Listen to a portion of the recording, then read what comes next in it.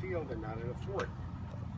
Primarily because on this surface, recoil is somewhere between 6 and 10 feet and not necessarily straight back. In a tight space in a floater-aboard ship, cannons are mounted on truck carriages like the ones behind you. Much heavier, four-wheeled, and then attached to the wall or gunnel with a block and tackle to control the recoil. In the field, we have a 6-man crew, each man with his own tool and his own job. Once again, pre-packaging is the key to success.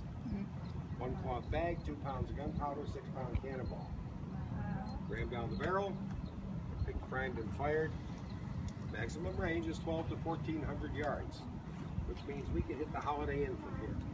Is anybody staying there? No? Okay, good. What's the enemy? What? Said they were sold out. Oh. Once the enemy got within 100 or 200 yards, we switched to grape shot, which is smaller iron balls, musket balls, stones, glass, rocks, nails, scrap iron, silverware. Doesn't matter. Like the musket, it's a smooth bore. When it goes down the barrel, we'll come out of the barrel. And believe me, at 100 yards, this is the world's nastiest shotgun. Cut through a formation of infantry just like wheat. So that being said, whatever we're going to stand behind the white lines for.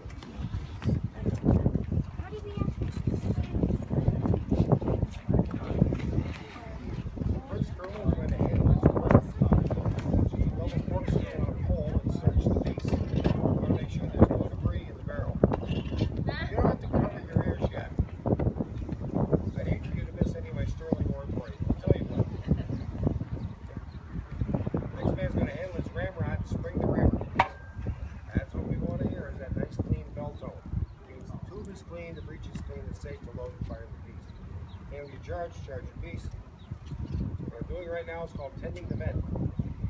By covering it up, the sweeping motion of the ramrod creates somewhat of a vacuum in the tube. Those two things help seep the charge and also will put out any sparks that might still be in there. Next, I take my gunner's stick, gunner's needle, or priming wire, which is brass, bronze, or copper, and won't spark in an iron gun. Go right down through that vent, some holes in that powder charge. Traditionally, we would have a man with a very large powder horn to prime the gun. It's not the safest method, so we like to use musket charges instead. Somewhat the same theory as musket, small amount of powder to ignite a larger amount of powder. Pour that right down around the vent.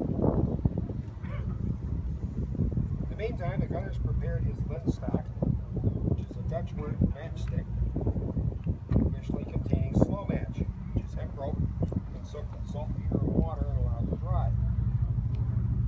It smolders rather than burns at about 1 inch per hour.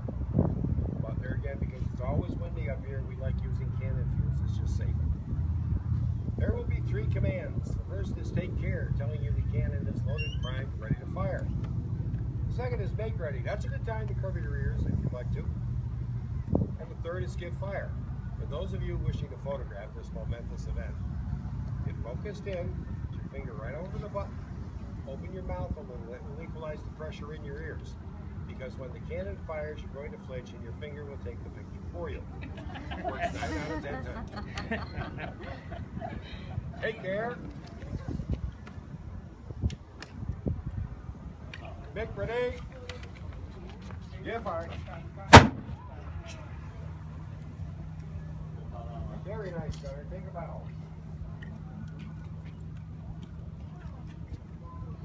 Now, if we were firing that 6-pound cannonball, we would have used 2 pounds of black powder. That was 2 ounces. Some idea how powerful that stuff really is. Once again, the crew goes back to work. Handles the worm, searches the piece, ready to freeze. Next man handles his sponge, which is a ramrod wrapped in sheepskin dipped in water and vinegar. Water will cool the barrel, vinegar will clean the barrel.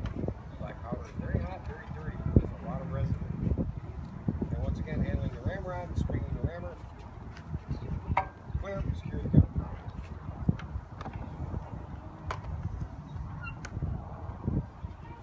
Now these bronze guns, you could fire 8 or 10 rounds, and then you need to let them rest and cool. Iron guns, about 5 to 7 rounds. There were 17 iron pieces of artillery in this fort when the French attacked. 2 6-pounders, a 9-pounder, a 32, some M18s, a small howitzer, and 2 mortars. Colonel Monroe complained about them a number of times. He said that they were all old and rusty and suspected most of them in their water. But the best equipment was not sent to North America, and he was told that's what you have, live with it. So the French landed at Artillery Point, right over there where the Green Brown restaurant is. Started digging their siege trenches, where the tower of the old courthouse is. They had almost 40 cannons and mortars, and somewhere between 32 and 44,000 pounds of black powder. As soon as they got 2 batteries operational, they started pounding the Northwest Bastion.